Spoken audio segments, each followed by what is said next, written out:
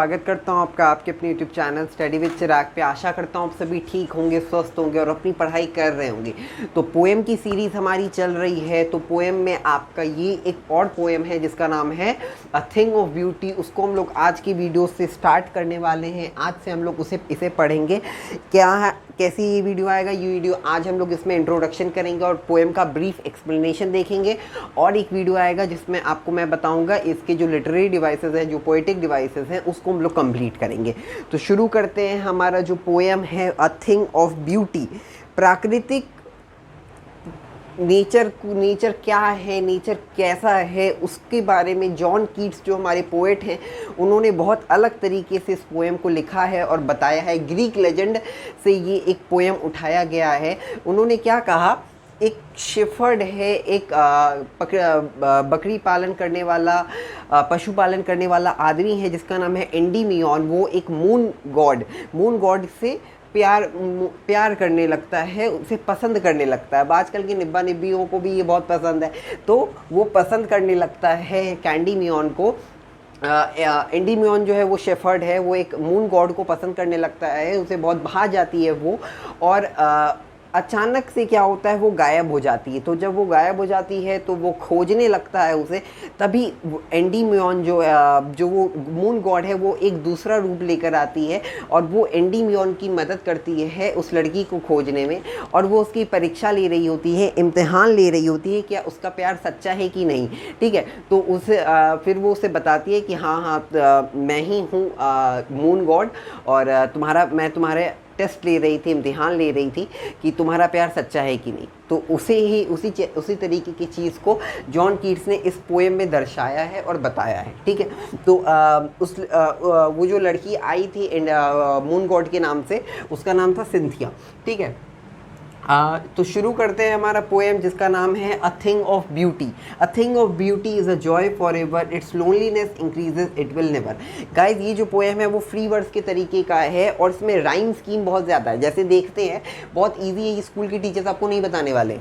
For ever, never, keep, sleep, फिर आपका breathing, reaching, अर्थ यहाँ है और यहाँ भी अर्थ है। ठीक है, डेज है, वेज है। ऐसे तरीके के जो होते हैं इनको हम लोग राइम स्कीम कहते हैं गाइज। ओके, तो शुरू करते हैं हमारा पोएम। इसके जो आगे आते रहेंगे मैं बताता रहूँगा। A thing of beauty is a joy for ever, it's loneliness increases it will never. A thing of beauty, ये जो नेचर है ये अकेला नहीं है, इसकी जो ब्यूटी है वो दूर दूर तक फैली है और ये फॉर एवर है, ये कभी ना ख़त्म होने वाला है। ठीक है, it's loneliness increases it will never. ठीक है, pass into nothingness but it will keep a bower quiet for us and a sleep. क्या होता है, एक पेड़ है, आपने अपने घर के पास देखा होगा, पेड़ है, गर्मी का मौसम तो माशाअल्लाह है। तो अगर आपको बहुत ज़्यादा गर्मी लग रही है, अगर आप पेड़ के छाँव के नीचे बैठेंगे, आपको फोटो में भी दिख रहा होगा, अगर आप एक पेड़ के छाँव के नीचे बैठेंगे तो आपको गर्मी कम लगेगी। मैं सही बात बता रहा हूँ, आपको ठंडक महसूस होगी, आराम लगेगा, रिलैक्स फील करेंगे आप।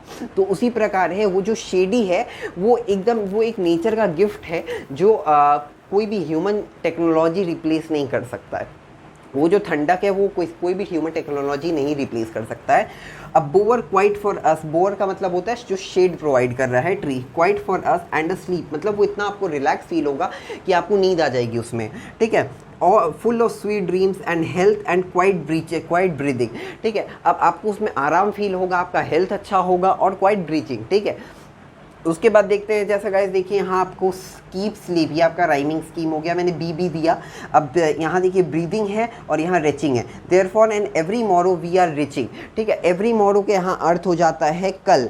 ठीक है, every morrow we are reaching, मतलब हम लोग उस पेड़ का जो वो है, मतलब एक तरीके का जो शेड मिल रहा है उसके लिए हम लोगों को चाहिए, वो इतना रिलैक्स फील करवाता है, तो we need that. Okay, a flowery band bind us to the earth spite of despondence of the inhuman earth। अब क्या करें भाई, मेरा स्वार्थ है तो क्या बोला जाता है, मुझे उसे मारना है। अब आजकल ऐसी टाइप की हो गया है हमारा समाज कि अपने स्वार्थ के कारण दूसरे का एविल बन जा रहा है।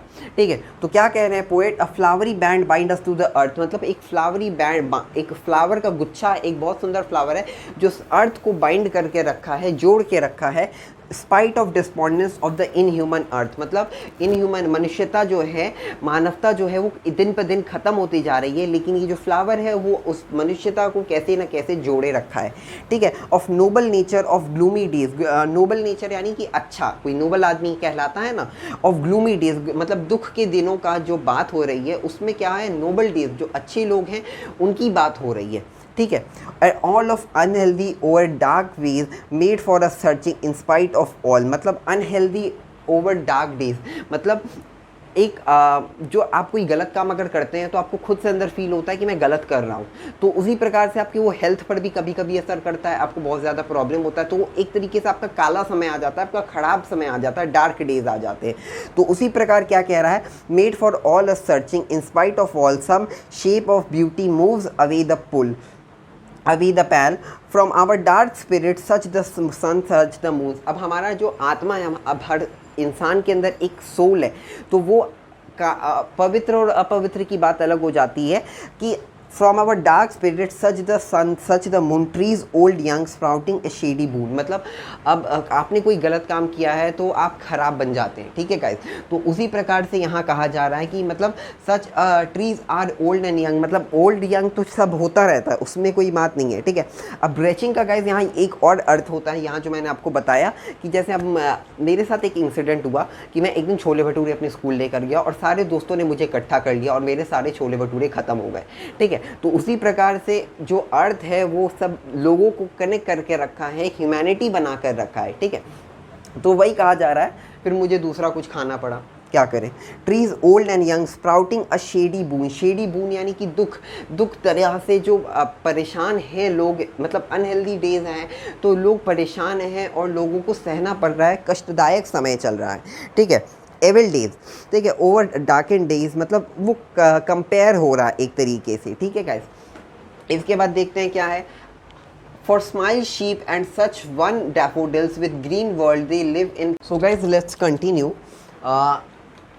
For some sheep and such one daffodils, sheep यहाँ किसे कम बोला जा रहा है, शीप गाइस यहाँ किसे बोला जा रहा है, शीप यहाँ एक ह्यूमन के लिए कहा जा रहा है। With all green world live in clear reels, यहाँ रील्स वो काचा बना वाली दीदी रील्स नहीं है, यहाँ एक पानी के झरने को कहा गया, क्योंकि इतनी ज़्यादा गर्मी रहती है ना, तो फॉरेस्ट में भी झरने होते हैं, तो जो पशु पक्षी होते हैं, जानवर होते हैं, वो वहीं आकर अपना पानी पीते हैं, वहीं आकर रिलैक्स करते हैं। तो देखिए क्या कह रहा है, that for themselves a cooling convert में gains the hot season the mid forest brake. अब क्या मतलब है इसका, पानी आ रहा है तो वो फॉरेस्ट से होते हुए आ रहा है जो कि बहुत ठंडा है, बहुत कूल है और रिलैक्स करता है, तो जो पशु पक्षी हैं वो भी उस तरफ जाते हैं, रिलैक्स होते हैं। फॉर देमसेल्व्स कूलिंग कन्वर्ट, इतनी ज़्यादा गर्मी में क्या होता है वो कन्वर्ट हॉट से कोल्ड में कन्वर्ट होते हैं, उन्हें अच्छा फील होता है, दे फील रिलैक्स, ठीक है guys. Against the hot season मतलब इतनी ज़्यादा हॉट है, that is why we are calling it hot season, ठीक है। Rich with sprinkling of fair musk rose blooms, मतलब अब उस तरफ क्या हो रहा है, उस तरफ आपका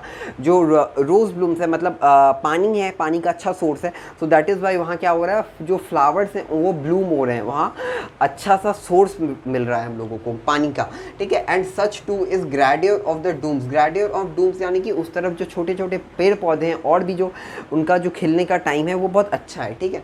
and we imagined of the mighty dead all lovely tales that we have heard और रेड, मतलब हम लोगों ने माइटी डेड मतलब एक अलग से चीज़ के डेड के बारे में सुना है, मतलब हम लोगों ने उसके बारे में सुना है, पढ़ा है, मतलब कोई भी अच्छी चीज़ है हो या बुरी चीज़ हो, हम लोगों ने अच्छी चीज़ों के बारे में सुना भी है, पढ़ा भी है और पढ़ भी रहे हैं। इस पोएम के माध्यम से हम लोग पढ़ रहे हैं, पोएट हम लोगों को ये कह रहे हैं गाइस, ओके, ठीक है। So next is an endless fountain of immortal drink burning on to us from the heaven's brink.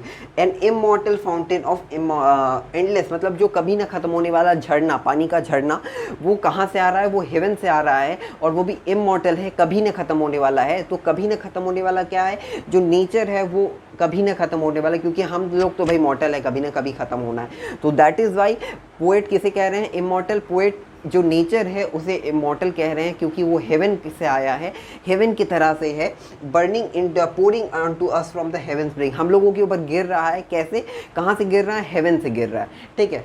So this was your poem. यहाँ गाइस एक चीज़ आपको मुझे बताना था, ये रेचिंग जो है एक तरीके से एनसर्कल करना होता है अर्थ को। जैसे क्या हुआ एक दिन एग्जांपल, जैसे मैं एक स्कूल छोले भटूरे लेकर गया था और मेरे सारे दोस्तों ने मुझे एनसर्कल कर लिया और वो 2 मिनट में भी ख़त्म हो गया और फिर मुझे किसी के टिंडे और करेला खाना पड़ा। सो उसी तरीके से यहाँ आपका वी आर रेचिंग, मतलब हम लोग मतलब एनसर्कल कर लेता है, फ्लावर्स जो है वो भी एनसर्कल कर लेते हैं बहुत अच्छे अच्छे जगह को। Flowery bind us to the earth, bind कर देते हैं अर्थ को। So guys this was your poem. आप लोगों को आशा करता हूँ ये पोएम समझ में आया होगा। बहुत छोटा सा पोएम है, नेचर के इम्पोर्टेंस को, नेचर के सोर्स को बताता है, दर्शाता है और दिखाता है। सो इस आप लोग मेरे चैनल के साथ बने रहें। Don't forget to like, subscribe, share my channel. Thank you so much. जय हिंद।